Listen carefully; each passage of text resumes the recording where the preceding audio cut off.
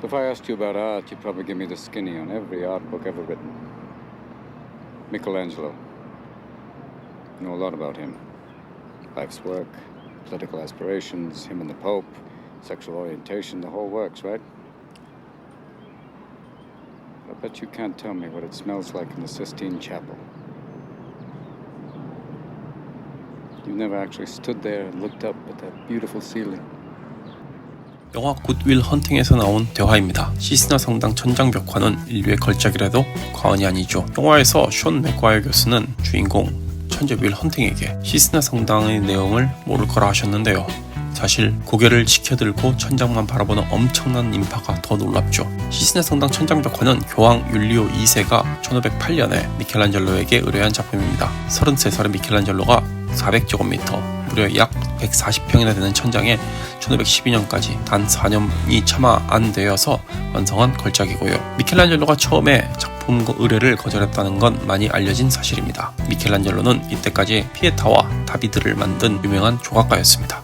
물론 작은 그림들도 그렸고 1504년에서 1505년 사이 피렌체 베키오 궁전에서 거장 레오나르도 다빈치와 함께 벽화를 그리긴 했습니다만 완성되진 못했죠. 남아있는 스케치로 추정했을 때 작품은 대략 가로 5.5m에서 세로 4m 정도 됐을 거라고 합니다. 미켈란젤로는 스스로를 조각가이기 때문에 천장 벽화를 그릴 수 없다고 거절했습니다.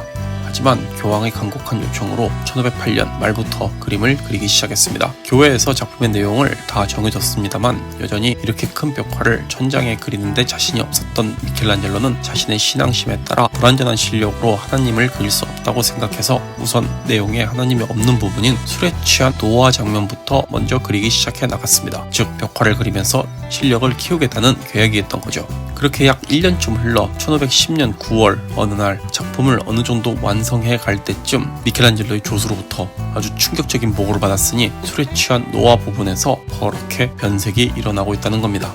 미켈란젤로는 교황을 찾아가서 지금 상황을 설명하며 더 이상 작업을 할 수 없다고 얘기했지만 교황은 무시했고요. 결국 미켈란젤로는 지금까지 그린 천장 벽화를 다 뜯어내고 다시 그려야 했습니다. 시스나 성당 천장 벽화는 캔버스 천이나 종이에 그린 그림이 아닙니다. 그렇다고 마른 벽 위에 물감으로 바로 그린 것도 아니고요. 굳지 않은 석회면에 물감으로 채색한 프레스코라는 기법으로 그렸습니다. 일반적으로 르네상스 시대의 벽화는 대부분 프레스코입니다. 프레스코를 그리기 위해서는 우선 그림을 그릴 면을 깨끗하게 닦아내고 그 위에 모래를 많이 섞은 석회를 바릅니다. 이것을 아리초라고 합니다.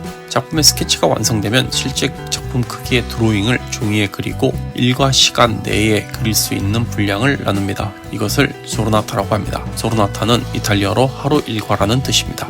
조르나타에 맞는 크기로 이번에는 물에 석회를 모래보다 훨씬 많이 섞어 그림을 그릴 벽 아리초 위에 바르는데 이것을 인토나코라고 합니다. 인토나코가 굳기 전, 즉 경화되기 전에 스케치를 따라 물감으로 채색하면 프레스코가 완성됩니다. 문제는 미켈란젤로가 이렇게 큰 프레스코를 그려본 경험이 없었던 겁니다. 그것도 천장에 말이죠. 그래서 촉촉한 석회벽에 물감의 안료를 섞은 과정에서 초보자의 실수가 났고요.